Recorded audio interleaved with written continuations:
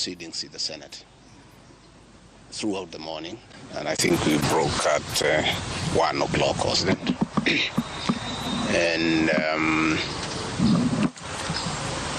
after lunch, we went through my examination in chief in the afternoon, and possible areas of cross-examination by the councils for the National Assembly and by the senators themselves.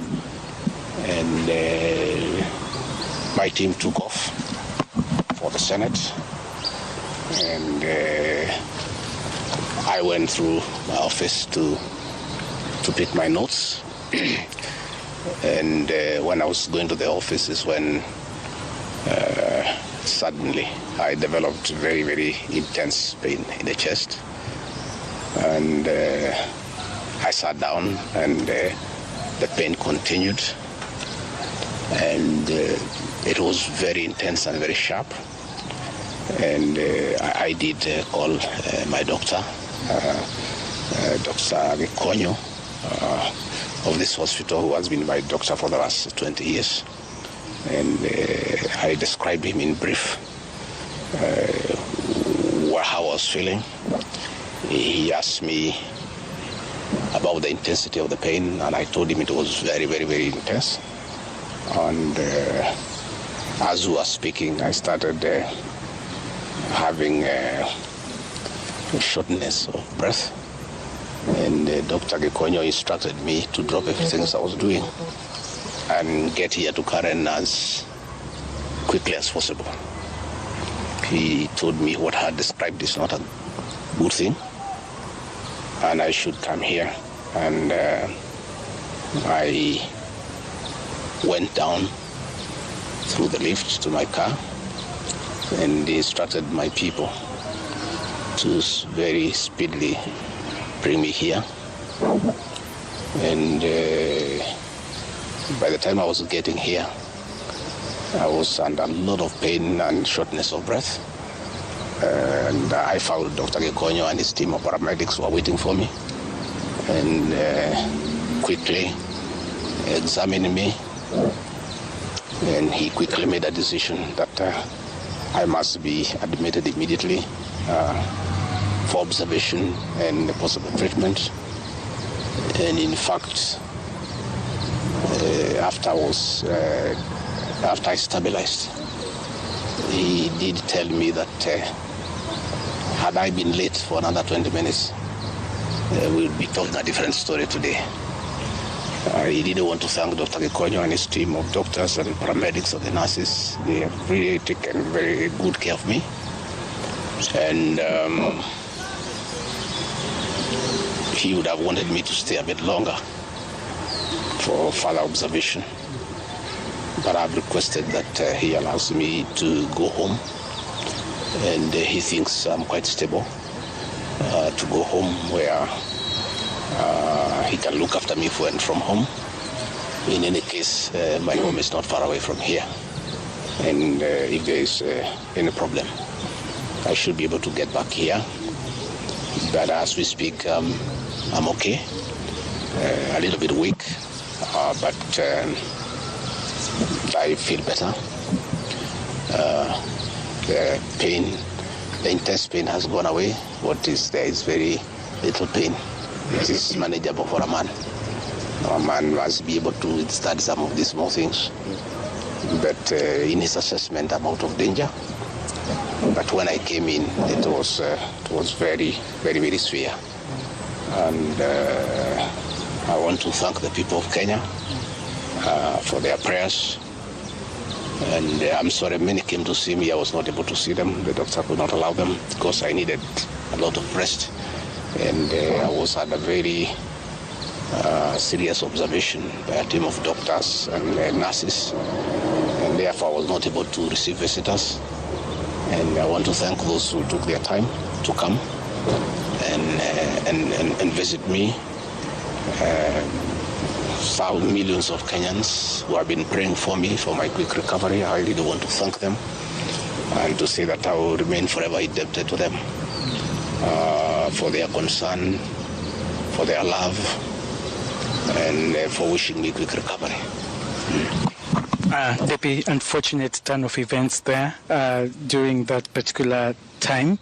Even as you were receiving treatment, a lot was going on in terms of Senate proceedings, the outcome of that. There's also a very active, legal proceedings on the same, resuming on Tuesday. In the wake of all this, even as the doctor has recommended that, you have sufficient rest, at home, but maybe just tell us, will we be seeing you active? Will you respond to all these issues that are going? We're talking about a parliamentary outcome, also talking about a legal process which is so intense that has even involved a 3-judge bench. What will be your reaction towards all this? I think for now my life comes first, my health comes first. It's unfortunate that when I was here in hospital, my brother and friend, President William Ruto, ordered for the withdrawal of my security from the hospital here. I've been here alone without a single officer looking after me.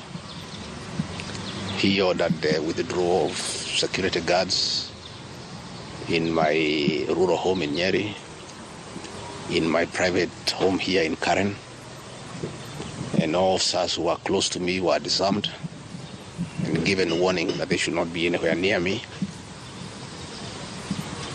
I didn't know President William Ruto can be that vicious. I am shocked by how vicious a man I helped to be president, a man that I believed in, a man that I was persecuted when supporting him, could be so vicious against me when I'm literally fighting for my life in hospital. How cruel can a man be? As we speak today, the Deputy President of the Republic of Kenya, Rigathi Gachagua, has no single security officer around him. She's alone. And I am aware that a judge seated in Kirogoya, another one seated in Milimani, gave conservatory orders staying the proceedings of the Senate, which effectively means I'm Deputy President. And the President, in total violation of the court orders, viciously withdrew security around me. Again, to cripple the functions of my office. He ordered through the head of public service, Felix Koskei, that all officers in my office be sent on compulsory leave. Last night, all vehicles assigned to officers who work under me were impounded to cripple the office of the Deputy President. I don't understand this level of viciousness to a man who have been your deputy, who helped you to become president, irrespective of whatever he has done. At his lowest moment in life, when he's literally struggling to stay alive, you unleash such viciousness against him. I bear no grudge against anybody, but this had not seen that in President William Ruto. The man I'm seeing is not the one that I thought that I knew. I know there was concerted effort that I should not go to Kwale for the celebration. Wilson Airport were told that I should not go through Wilson Airport. All owners of helicopters were told that I should not be allowed to use any of them to go to Kwale. I don't understand. But as I say, I want the people of Kenya to know that as I go home today, I have no security. And it's good that they know. I trusted President William Ruto. The people of the region where I come from, the Mount Kenya region, trusted him. In fact, As we were preparing to go to office, nobody else trusted him. Musalia Mudavadi demanded that they must sign an MOU with him, which they did. Moses Wetangula demanded that they must sign an MOU with him, which they did. Amason Kingi demanded the same. Alfred Mutua, everybody else. I'm the only man who trusted him. Verbally, because we are Christians. We used to go to church together. And as a Christian, I believed a fellow Christian that he would never betray me or my people. For the last 1 year, it's been very difficult for me. But I'm a very persevering man, very enduring. And what happened on Thursday is a culmination of continuous persecution and stress for a year. And when I look at it, probably it is history repeating itself. That President William Ruto wanted to take me the route President Daniel Arap Moi took Kenneth Matiba. He pushed Matiba up to getting a stroke and eventually dying. When I look to what the president is doing to me, especially now when I'm in hospital, crippling me, treating me like an animal, I think he wanted to take me the Matiba route.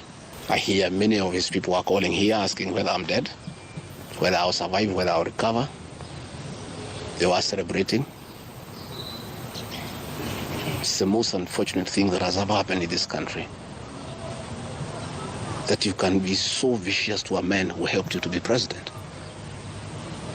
And the crime of this man, telling you the truth.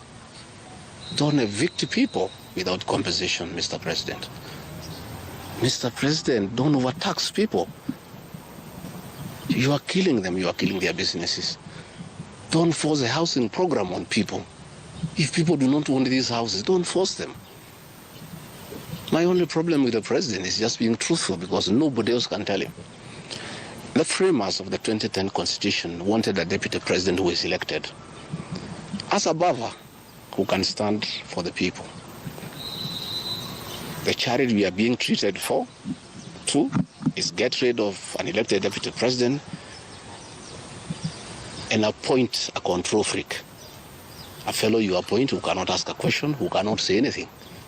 And I'm sure if they succeed, he'll be asked to sign an undated resignation letter so that in case he starts asking questions, he can just be told to resign. But the framers of the 2010 Constitution were very clear in their mind why they wanted a deputy president who is elected. I'm the only man in the cabinet and in the whole government who can stand up to President William Ruto and tell him, hey brother, this is not right. This Adani thing is not good for the country. There's too much corruption, Mr. President. This how thing is being forced down on the people of Kenya. And they don't like it. Please don't force it down on them. You know, situations where medical equipment that was being supplied by Kenyans to the Ministry of Health now has been given to one single Asian. I say, Mr. President, this is not right. We are killing our business people. So, as we speak, I say that my lawyers are in court.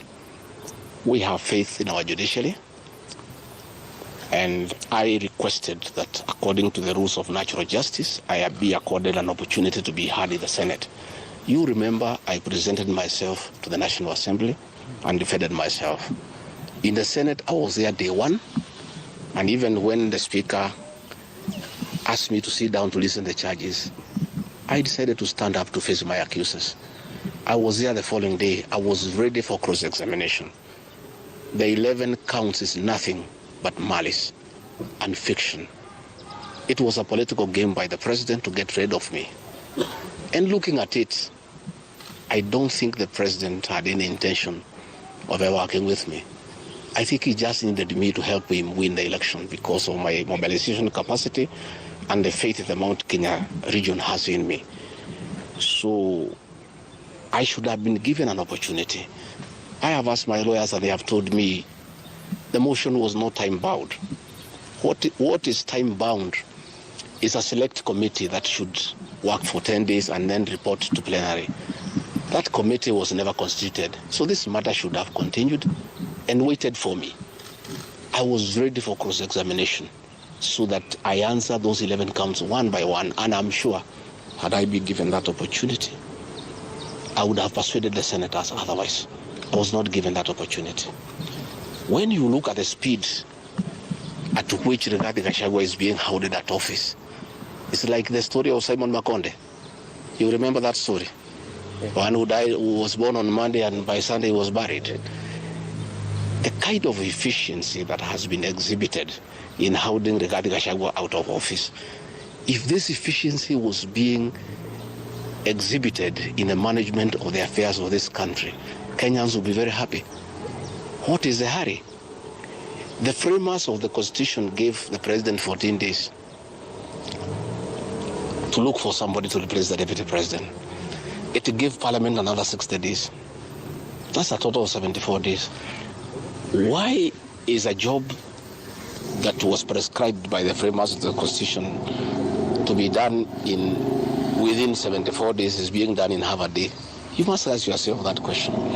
I think it's being hurried to circumvent justice to avoid the courts of law from interrogating this matter and making a decision. The courts told us they don't want to interfere with the process, to let the parliamentary process get finished and then go to them. We have gone to them now. It's over. The courts will interrogate the process and make a determination.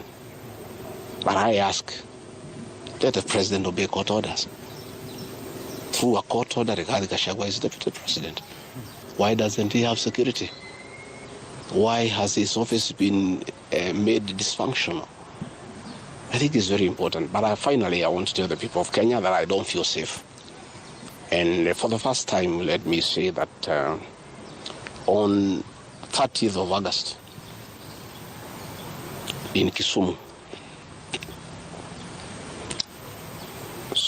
undercover security agents entered my room in Kisumu and bagged it.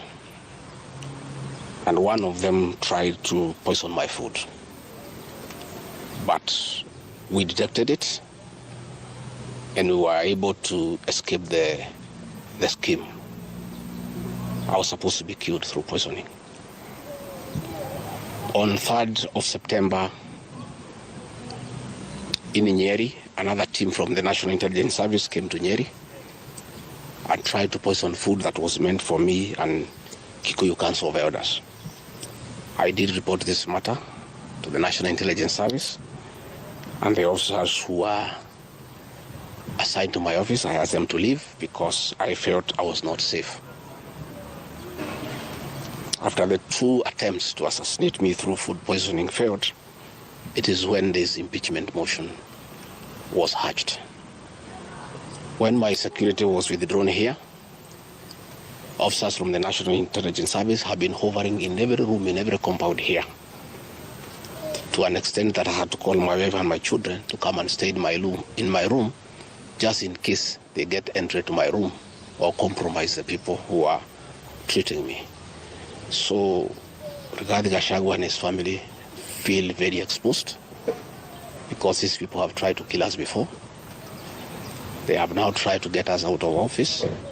So I asked President William Ruto, my brother, I helped you to be president. Leave me alone. Leave my children alone. Do whatever you want, but let me live.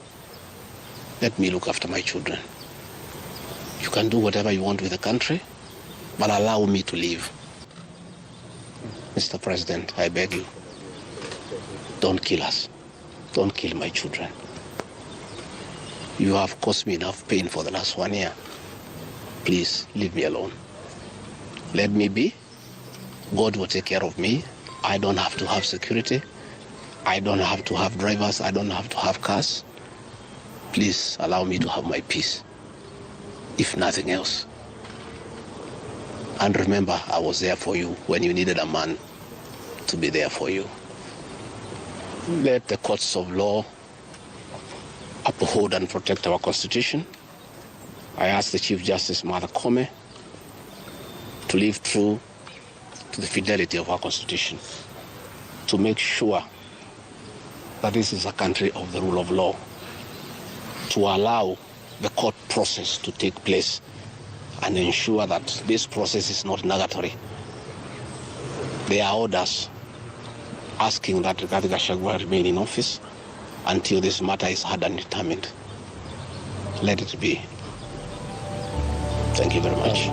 Just a quick one, please. I know.